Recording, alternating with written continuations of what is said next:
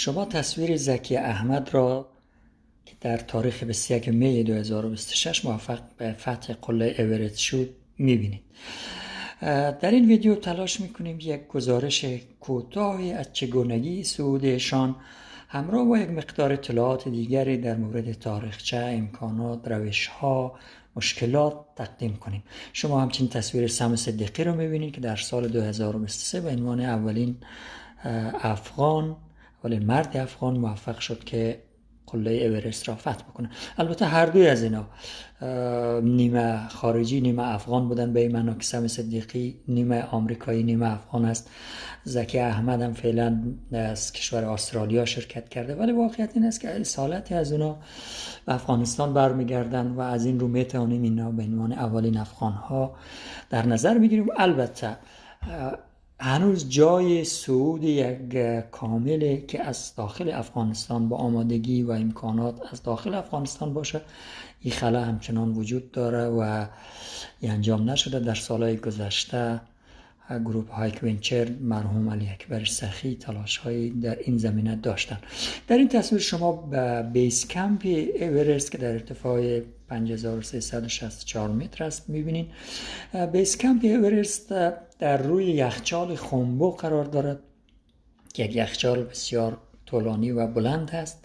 اینجا خیمگاه اصلی یا مقر اصلی کوهنوردان است که از سراسر جهان به این منطقه میآیند و حدود 1 ماه 40 روز تا 2 ماه در اینجا استراحت میکنن، بالا میرن پایین میان تمرین میکنن و امکانات را میسنجه. منتظر شرایط آب و هوایی هست. بله، مخزن سنگ برای بیس کمپ اورست خیلی مشهور است.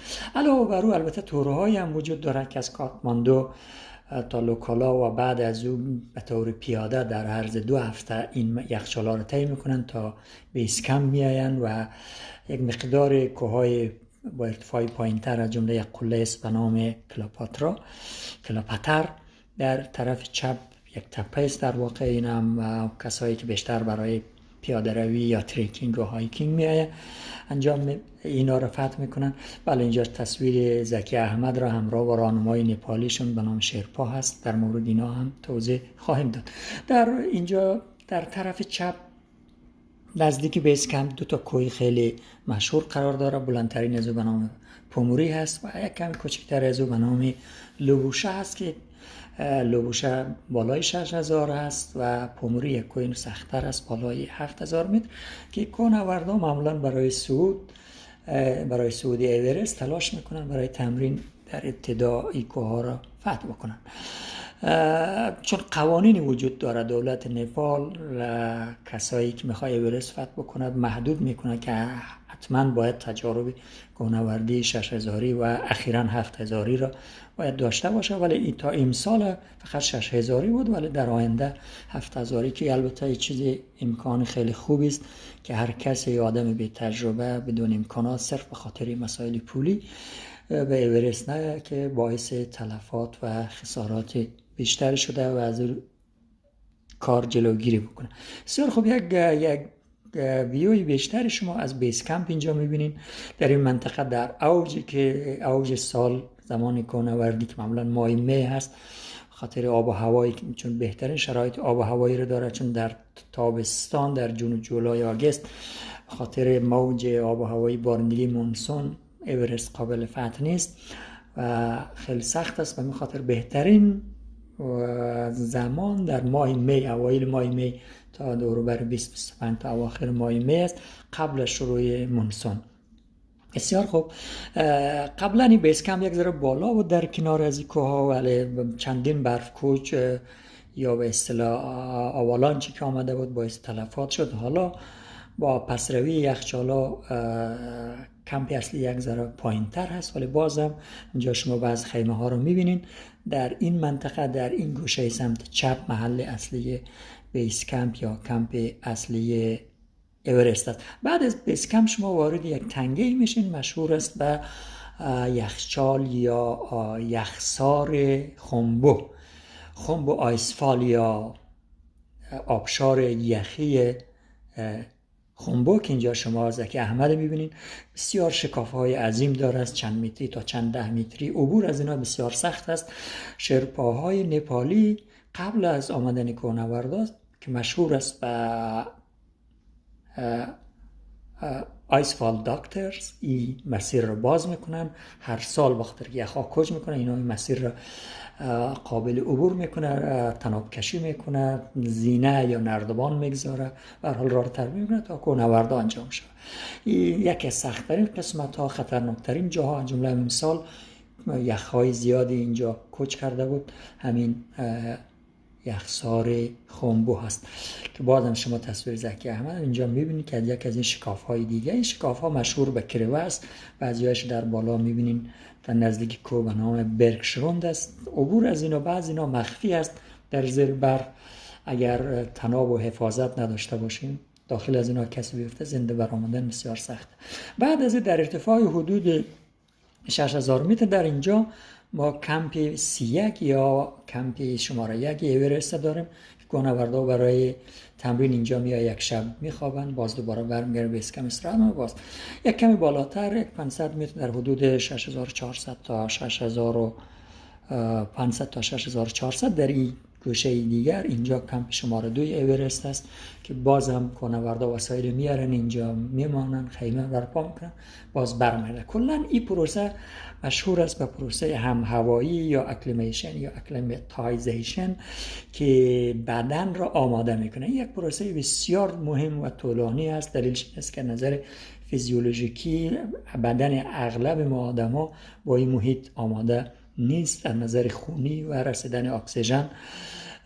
بنابراین باید مدت زیادی، حدود 1 ماه 2 ماه یا کم و بیش، باید در این مناطق کوهنوردا بالا برن و پایین بیاین تا بدنش آماده شود نظر خونی.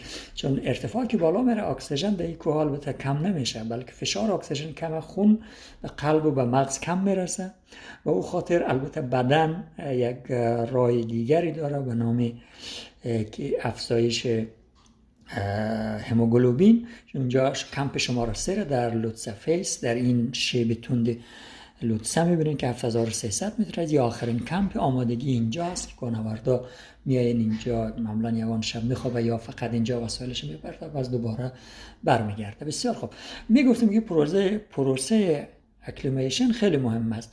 بدن اغلب ما برای این آماده نیست، چون اگر یک دفعی و ناگهانی با سرعت از ارتفاع پایین به بالا بریم، حتی به ارتفاعی مثل 5000 و 6000 بلا فاصله آدمای معمولی خواهند مرد، به دلیلی که یک نوع واکنش، یک نوع خطر آنی برای مغز است. مغز فشار اکسیژن که کم میشه، خون به مغز کم برسه، یک نوع حساسیتی است، بلا فاصله مثل بیهوشی اتفاق میفته.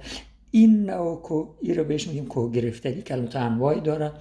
یک نوعش خیلی بخش شش ها رو میگیره به نام AMS است، Acute Mountain Sickness که سالاترش شش آب میگیره، ظرفیت اصطلاح اکسیژن کم میکنه. یک نوع دیگهش هایاسه هست که او خطرناکتر است که آب در مغز جمع میشه، او بلافاصله انسان ها را میکشه.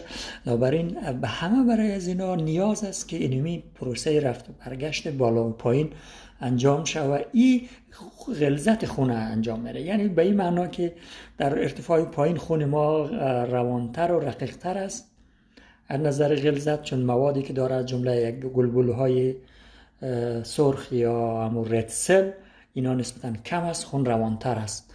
ولی در ارتفاع بالا غلظت خون یک نوع مکانیزم دفاعی آمادگی است که بدن مغز دستور میده که این گلبولهای سرخ تعدادش زیاد شود. مثل که ما اگر زور ما نمیرسه لشکر میاریم، تعداد زیاد میکنیم، از طریق افزایش گلبولهای یا سلولهای سرخ خون رسانی به قلب و مغز را متعادل میسازه. بسیار خوب، شما در این مسیر دیدین که کوههای دیگری دیدین. در طرف چپ این مسیر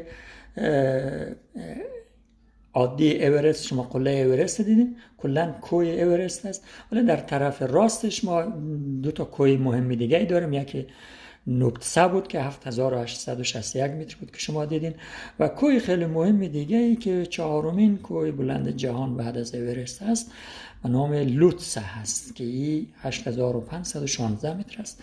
معمولا این دو تا کوه هم در همین مسیر اورست قرار داره.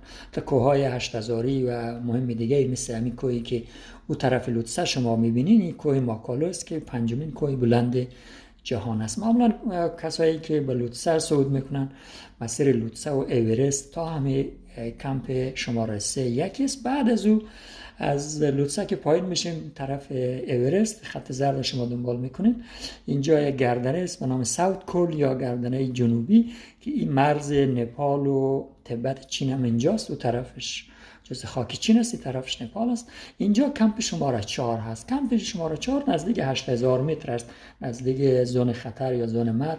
7950 متر ارتفاع داره. این البته برای هم هوایی نیست، اینجا کوهنوردا فقط برای استراحت میآیند که یک شب یا یک چند ساعت قبل از اینکه به قله اصلی حمله بکنن یک کمی استراحت میکنن. امکانات اکسیژن، مواد شرپاها به اینجا میاره. قبل از اینکه به ادامه مسیر بریم، برمیگردیم دوباره به کمپ 3 در لوتسه فیس. سخت‌ترین قسمت همین مسیر است. البته این مسیر را تناب گذاری میشه از با توجه به امکاناتی که وجود داره. کمربندهای مخصوص وجود داره که اینا با چنگک به این تنابا وصل میشه، یعنی شما خطر سقوط خیلی کم است. بعد از چند متر تنابها به یخ و زمین محکم شده است. علاوه بر شما یک وسیله دیگری دارین به نام اسندر که یک دستگیره داره که فقط به طرف بالا حرکت میکنه. و از پاها یک وسیله داره به نام کرامپون که اون میخ داره و برفا فرو میره. پاهای شما هم در او محکم است، کمر شما هم به تناب وصل است. از طرف دست و بازوها هم کوهنوردا استفاده میکنن از طریق از اسندر با اون تناب وصل است. بنابراین از نظر فنی این مسیرها کاملا آماده است، خیلی مهارت لازم نداره. ولی از نظر بدنی و از نظر ذهنی کسی که میخواد اورست رو فتح کنه باید واقعا آمادگی کافی رو داشته باشه از نظر بدنی. البته به این معنا نیست که کسایی که بادی بیلدینگ کار میکنن یا ورزشکار حرفه‌ای یا ماسلای خیلی زیاد داره، بدنی حجم ماهیچه‌هاش زیاده، حتما موافق نه. برعکس این نیست. این دقیقاً مثل همون بیماری کرونا هست. بعضی آدما خیلی لاغر میتونه موفق شود، خیلی ضعیف، و بعضیا با تمام آمادگی کوهنورد حرفه‌ای هم دچار مشکل میشه. به هر حال شرپاها یکی از نکات مهم شرپاها هست.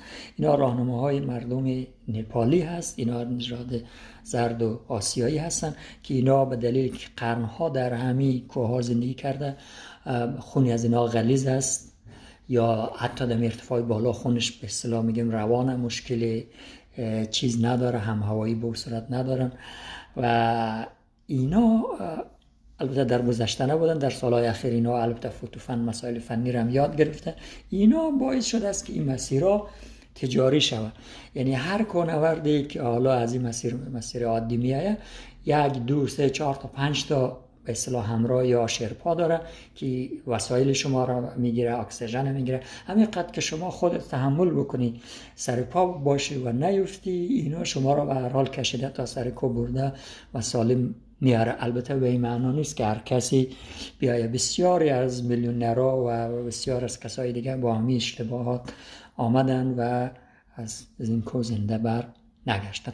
شرپاها البته این به نژاد هم برمیگرده، به ژنتیک هم برمیگرده، به خاطر از اینکه یک ژن خاص وجود داره در شرپاها. اینا معمولا در آسیایی ها و کسایی که نژاد اروپایی معمولا در شمال کره زمین در طرف قطب شمال اینا زندگی کردن که معمولا اینا فکر میکنن که از انسان های اولیه مثل دینوسورها و یا حتی از نیاندرتال ها به ارث رسیده. به این معنا که مثلا مردم آفریقا اینا که از این ژن کم دارن یا ندارن، او توانایی و اون مقاومت را ندارن.